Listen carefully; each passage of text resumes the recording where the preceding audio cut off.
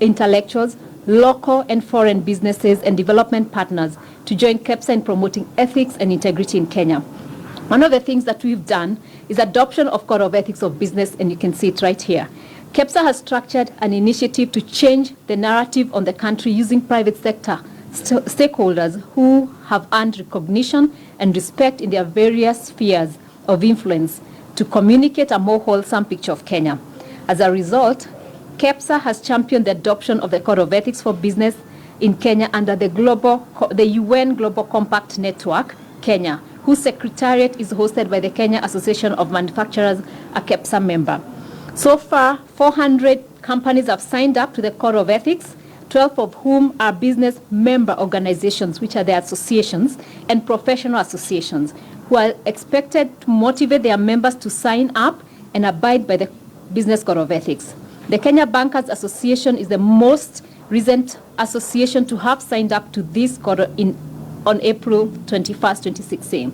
This is significant in the wake of closure of 3 banks in less than a year, only on concerns that have a governance and ethical bearing. Presidential intervention, and here again is out of the presidential roundtable that we had in November. To further give credence to the Code of Ethics, the private sector sought the intervention of the President to ensure that government only procures from companies who have signed up to a Code of Ethics.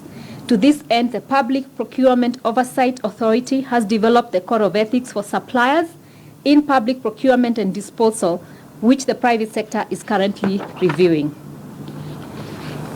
One of the things that we've done as KEPSA through our reform agenda, which is guided by the National Business Agenda, which is right here, under the NBA, Improving Governance and the Business Regulatory Environment, this is our foremost thematic area. KEPSA undertook a corruption risk mapping survey to identify the loopholes within the public sector that create avenues of corruption. The survey conducted by KEPSA in 2014 identified 7 areas of trade and service delivery where the public and private sector often interact to be the high-risk areas of corruption in public sector operations. The import and export subsector tops the list of points of interaction where corruption is highly likely to occur with a 36% chance.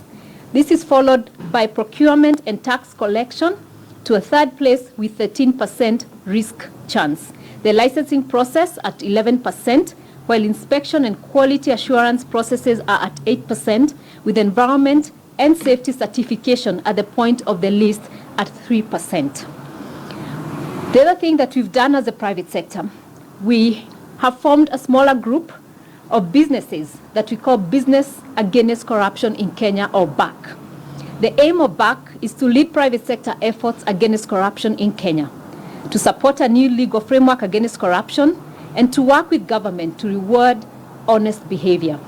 In recognition of the fact that there are legislative gaps in seeking to prosecute and access information on corrupt practices within the private sector, BAC developed the draft anti-bribery bill that is now in Parliament to support efforts to streamline the legal processes for dealing with corruption. The bill has proposed to bar directors who violate the set governance standards in any institution from serving in a similar capacity in other institutions. To this extent, the bill has far-reaching implications on those who violate or take advantage of their position to unfairly award themselves benefits arising from the companies in which they serve as directors.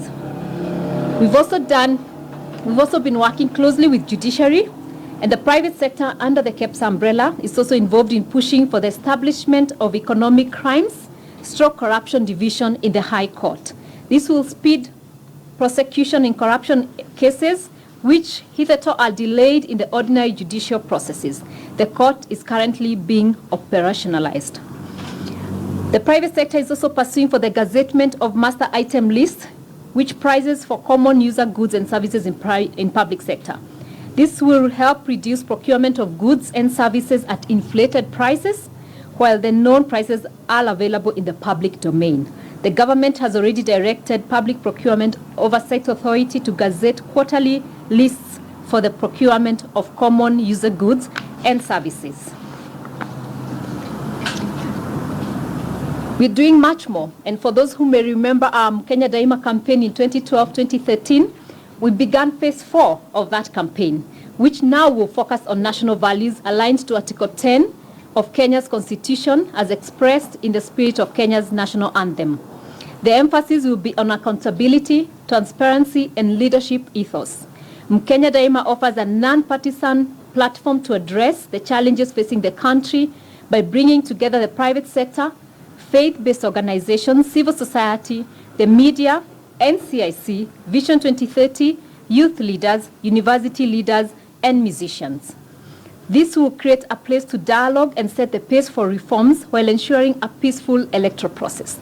The campaign will run for about 5 years, and the thematic areas will also apply towards the 2017 elections. The lack of national values has also created tribal and regional strongholds within the political class. It's not wrong to have regional voting blocks. The interest behind the blocks must go beyond tribe into development and socioeconomic issues. Our constitution has remedied the legal mechanisms around contentious issues. We must remain alive to the fact that a value-based society is the ultimate solution. In so doing, we also have to recognize that values cannot be legislated. Values have to be taught and ingrained into the human psyche from an early age. It's not enough to talk about it, we must walk the talk. An emerging insight in this campaign indicates that stakeholders are generally concerned about credibility of the police, in addition to the judiciary, the IEBC, the Supreme Court, and others. They are ready to have a concerted effort towards increasing the focus on accountability and ethical leadership across all institutions and region. Let me start by also saying, as a country, it's important that we build strong institutions, not only to control corruption, but also help us enforce law and support our progress as a country. On this understanding, we formed the IEBC as a country because we needed an institution that would help us implement deep electoral reforms for the country to avoid being caught up on the back foot as happened in 2007 general elections. Yet, well-functioning public management systems require accountable organizations, strong legal framework, an independent judiciary, and a vigilant civil society to protect our country against corruption and monitor management of public service delivery. Institutional strengthening is thus expected to form a key part of the country anti-corruption strategies. Recently, the IEBC has been on the spot on disbandment of its top organ and reconstitution under new commissioners. As a country, we must begin to separate individual responsibility from institutional responsibility. Though it's not in our space as a private sector to measure or substantiate the accusations leveled against the Commission as currently constituted, it is paramount that the Commission wins the trust of all players and stakeholders ahead of the 2017 general elections. We hold that as a constitutionally mandated and formulated body, the letter and the spirit of the Constitution must be followed in the manner in which any commission or institution is disbanded and reconstituted. We need to ensure that problems are resolved using the right channels, either through legal channels, as seen in the corporate world, or by following constitutional guidelines which seek to protect the Kenyan people from other interests. The private sector is willing to help and give remedies, especially on systems, efficiency, and technical issues. This can be done by leveraging on the capacity of companies that have proven to be effective and successful. In addition, other stakeholders also have a comparative advantage, such as the religious leaders, development partners, and civil society can assist on some of the issues that would be identified in any institution needing capacity building or reorganization. Finally, the judiciary, parliament, and the executive have a role to play to address issues when and if identified in any institution according to their mandates. All of us as Kenyans, we need to respect all institutions and seek to strengthen them. We need to identify issues, be it individuals or systems in institutions, and seek to have the right arms of our country's governance correct these issues. As I wind up, in 2016, we have two major international conferences, UNCTAD and TICAD, coming to Kenya. The private sector is engaged, and we are looking forward to hosting developing and deepening business relationships with our private sector counterparts who will be traveling for these conferences. More information on this will be shared as planned engagement qualies, much like we did with GES last year and WTO. We also have other partnerships around the world, other KEPSAs in the region and in Africa and in the rest of the world. But we also do have other partnerships, like with Corporate Council of Africa in the US, the Business Council of International Understanding in the US, IDS in Kenya, KIPRA, and many others. And the latest is on invitation by the ICC, which is the International Chamber of Commerce, which is not a chamber of commerce, but brings all businesses and associations. Right, that's Carol Kariuki, who's the KEPSA CEO, of course, talking on a variety of issues. She began by talking about, of course, corruption and, of course, the fight against it remaining very critical in the country. But, of course, very importantly, and also weighing in on some of the very